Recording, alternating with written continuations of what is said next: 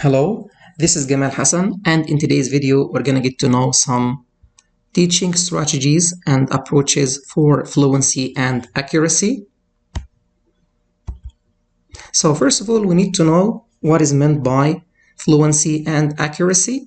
So teaching fluency and accuracy is an important aspect of language instruction. So every teacher must be aware of the importance of teaching fluency and accuracy. It involves helping learners develop both the ability to speak and understand a language fluently. This is related to fluency. So fluency is the ability to talk, write, and read without having to stop to think about what to say or what to write. To have flow of ideas, to be able to speak fluently without having to pause or stop for a long time to just think about what to say or what to write. On the other hand, accuracy is to use correct grammar, vocabulary, and pronunciation whenever the student writes or speaks or reads as well. So this is very important. And these very important two aspects of language are very important and must be focused on by all teachers. So fluency is to lead the students or to just help the students talk and write without having to think about what to say, and to be accurate or not to have mistakes in grammar, spelling, or vocabulary. Okay, here are some strategies and approaches that can be used to teach fluency and accuracy. Communicative activities. The teacher is supposed to, or it is a must for the teacher to just let the students communicate, discuss, to have debates, role plays, and to have problems to be solved so they can just use the language. This for sure would enhance the fluency and accuracy whenever they use the language. So engage learners in activities that require them to use language in meaningful and authentic ways. And this could include role plays, discussions, debates, and problem-solving tasks. These activities provide opportunities for learners to practice speaking fluently without having to stop to think about what to say if they practice it regularly. And also they may focus, it is a must for them to focus on accuracy, not to make any mistakes in spelling or grammar and so on. So my friends, this is very important. Communication, there is a very standalone communicative approach in teaching. This allows the students to just acquire the 21st century skills that are very important for students nowadays, to let them express themselves. This is what we call the collaborative learning or approaches in teaching students, to let them to have debates, to express themselves while using the language, and eventually for sure this would improve their fluency and accuracy. Error correction. So this is related to accuracy, because if the teacher in a specific part of the class or of the session targets fluency, in such case the teacher will just allow the students to speak or to write freely without having to stop them to discuss or correct every single mistake or every single error. On the other hand, when the teacher focuses in this very specific time on accuracy, it is a must for the teacher to stop the students and to just correct every single error or mistake. And there are many ways of error correction, like self-correction. For example, if a student speaks and says, Ahmad say, the teacher is supposed to stop him and ask him, is it Ahmad say or Ahmad says? Subject-verb agreement related to grammar. Okay, so this is self-correction. Or to ask his classmate or one member of his group or his any of the classmates, is it correct, for example, to say Ahmad say or Ahmad says? This is peer correction. Or, for example, the teacher would allow them to speak fluently without stopping them, and the teacher is supposed to write down some notes of all the mistakes, and after that he can give a feedback, or he can just have an open discussion with the whole class, or with while dividing them students into groups, for example, to just discuss all the mistakes to correct them. So there are some kinds of error correction. Self-correction, the student can correct himself, or peer correction, one of the peers can correct the mistake, or a whole feedback. The teacher focuses in this part, for example, on fluency, to let the students speak freely, and after that he writes down while he's writing down all the mistakes, and after that they can just discuss the mistakes with the whole class. Holistic teaching. Okay, another way to just enhance accuracy here is controlled practice activities. If you don't know what is meant by controlled practice, my friends, there are so many kinds of practice activities. The controlled ones are the ones that have only one specific correct answer. For example, true or false. Every statement can be true or false. It cannot be something else. So one single correct answer. That's why we can call it controlled practice. And also, for example, filling the gaps. Every single gap has only one specific correct answer. But there are some exercises or practice activities that we call freer exercises, like, for example, open-ended questions or essay questions. Many different answers can be correct according to if they just meet or if they can answer the questions correctly. But these questions are called freer practice. But to enhance accuracy, to include some controlled practice activities so the student can know the specific correct answer for or to every single question. So controlled practice activities. So once more, controlled practice activities are some activities that have only one specific correct answer, like, for example, true or false, or matching, or filling the gaps. On the other hand, there are some freer practice exercises, and this is something else, or this is a different story. So the teacher is supposed to use controlled practice activities to help learners focus on accuracy. These activities typically involve structured exercises such as gap filling, sentence completion, or grammar drills to repeat some patterns, like, for example, he is playing, she is playing, they are playing. These are grammar drills to just, and these are related to the young learners. They allow learners to practice specific language points and reinforce correct usage. And this is only related to accuracy, not to fluency. Okay? Pronunciation practice. Okay. The teacher is supposed to incorporate pronunciation activities in lessons or into lessons to help learners improve their accuracy in speaking. This can include drills, repetition. The students repeat how to pronounce the word, tongue twisters, minimal pairs exercises, and listening and repeating exercises. Here you have a task to search the internet for some examples of tongue twisters and minimal pairs if you don't know them already. This repetition for pronunciation patterns can just help improve the accuracy for students regarding pronunciation. The teacher is supposed to provide guidance on correct pronunciation. So the teacher just asks the student, for example, to repeat some specific pronunciation patterns, to have drill, so they can acquire the correct and accurate pronunciation of some words, and stressed patterns in any word or in any sentence, and encourage learners to practice regularly by repetition or listening to the language and repeating all the time. This is what we call pronunciation practice, and this is related to accuracy because repetition just helps to be accurate, not to be fluent. Vocabulary building. If any student builds his vocabulary or her vocabulary in a good way, in such case, this student can be accurate and can be fluent in the language. Can find, for example, if he or she wants to express an idea, they can have so many alternative words to express their own message. So here, vocabulary building. The teacher is supposed to help learners expand their vocabulary to improve both fluency and accuracy.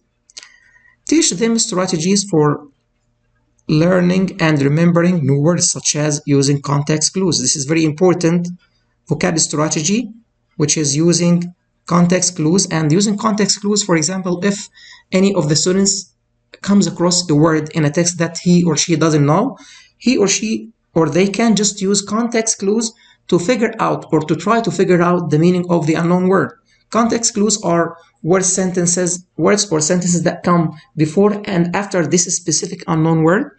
So the student may find a synonym to the word, an antonym, or the context clues, the context in which the student occurs or appears can help the student or can give clues to the students so he can just figure out the meaning of the unknown word. And this is what we call context clues, or using context clues to guess the meaning of any unfamiliar word. Word families and collocations. All of these can encourage learners to use new vocabulary in their speaking and writing to reinforce fluency and accuracy. So vocabulary, grammar, and practice can help find an accurate and fluent speaker of any language. Real-life language usage or use. The teacher is supposed to expose the learners to authentic language use through real-life materials such as newspapers, articles, videos, and podcasts. My friends, it is very important for the students to be aware or to be familiar with the language that is spoken nowadays. But giving them some old passages or texts, would not help them to be familiar with the language or the current language. So it is very important for the teacher to just give them some authentic language use, like current newspapers, articles, videos, and my friends, the students can just have some tasks to research the internet for some specific tasks regarded to every single selection they study, so they can get to know or to read some articles or to watch some videos that just give them more information about this very specific task or this very specific research prompt or writing prompt, so they can enhance their real life language usage that is being used today or current language. This helps learners develop fluency by exposing them to natural language patterns and idiomatic expression. Encourage learners to analyze and discuss these materials to improve their accuracy, to know how to just have subject-verb agreement, the verb tense, everything that is related to grammar, spelling. This can help fluency and accuracy as well. So real-life language usage, which is very important. Fluency practice. This is related to fluency, and this is very important. Provide opportunities for learners to practice speaking fluently without the pressure of accuracy. So, my friends, it is very important for the teacher to know when to focus on fluency and when to focus on accuracy. So, if the teacher focuses on fluency, he or she would allow the students to just have flow of speeches without having to stop them for every single error or every single mistake. To have flow of ideas, to let them think freely, write freely, okay, without paying attention or without the pressure of being afraid of making any mistakes. But if the teacher focuses on accuracy, in such case, he or she would stop the student for every single mistake to be corrected. As we said before, there is self-correction, peer correction, or holistic correction. But here, this slide is for fluency practice. So the teacher is supposed to provide opportunities for students to practice speaking fluently without, this is very important, without the pressure of accuracy. In such case, they are allowed to make mistakes, and the teacher is not supposed to be there or is not supposed to stop them for every single mistake. And this can be done through activities such as free conversation, storytelling, or timed speaking tasks. All of these can just help improve fluency without paying attention so much to making mistakes or accuracy. Encourage learners to focus on maintaining a flow of speech and expressing their ideas without worrying too much about making mistakes. So the target here is not accuracy, the target is fluency. Again, once more, if the teacher targets fluency, in such case, he would not stop students for mistakes. But if in another situation, the teacher targets accuracy, in such case, the teacher would stop the students for every single mistake and would just have self-correction, for example, like asking the specific student, is it correct to say blah, blah, blah? Or, for example, to ask a partner in a class or a classmate to correct, and this is what we call peer correction, or just to write down while they are speaking or talking freely, The teacher can just take notes of these mistakes and can discuss them in the very end for accuracy. And also in writing, my friends, there are some steps for writing. For example, the first draft for any one of the students, the first draft is to write freely without paying attention to mistakes or to grammatical mistakes, just to collect ideas. And in the very final edition of, or the final form of the writing prompt, in such case, the student would just enhance and improve any mistakes or correct any mistakes for accuracy. So fluency can be in writing, speaking, listening, and also in writing. How can we just improve fluency in listening? For example, if the student is listening to any or listens to any speaker, if he's a fluent listener who would not stop to ask about what is meant by this word, I didn't understand what you said, but if he or she are fluent, they're not supposed to stop for asking about the meaning of anything. So fluency is related to the 4 skills of learning any language. Fluency and accuracy are related to speaking, listening, writing, and what is the 4th one? And writing. So listening, speaking, reading, and writing. These are the 4 skills of any language. Peer correction or peer interaction. And this is very important for the 21st century skill. Every teacher must allow collaborative and cooperative learning and to have the class student-centered. The students are the door of the action. The teachers must allow the students to talk. The teacher must increase STT, student talking time, and reduce TTT, teacher talking time. And this would be applied by just letting the students be involved in some conversations, to be just involved in some discussions or debates. So the teacher can promote peer interaction in the classroom to create a supportive environment for fluency and accuracy practice. Peer or group learners for speaking activities, discussions, and collaborative tasks. This allows learners to practice fluency while also providing opportunities for peer feedback and correction, which is related to accuracy. So peer interaction, or just to let them discuss in pairs or in group, or to write or to help each other writing a paragraph or a complete essay, this would just enhance them to discuss, and for sure this would improve fluency and accuracy at the same time. Scaffolded writing tasks, this is related to writing. The teacher is supposed to help learners improve accuracy in writing by providing scaffolded tasks. Scaffolded task means the teacher is supposed to just help by giving a model, or just to giving them, for example, some patterns or some ideas. So start with guided writing activities. Start with guided writing activities that provide structure and support, and gradually move towards more independent writing tasks. Provide feedback on grammar, vocabulary, and organization to help learners improve their accuracy. Okay, more than perfect. Number 10, continuous assessment and feedback. This is very important. Assessment is very important for any aspect of teaching any language, and in teaching, generally speaking. So regularly assess learners' fluency and accuracy through formative assessment. This is an ongoing feedback in the class. Provide ongoing feedback on their progress and areas for improvement. This can be done through individual conferences, written feedback, or peer assessment. This is very important. Assessment is very important for the improvement of the students. By incorporating these strategies and approaches into language instruction, teachers can help learners develop both fluency and accuracy, enabling them to effectively communicate in the target language. Thanks for watching, and this is my greetings, Gamal Hassan Ibrahim. Thank you so much. Assalamu alaikum.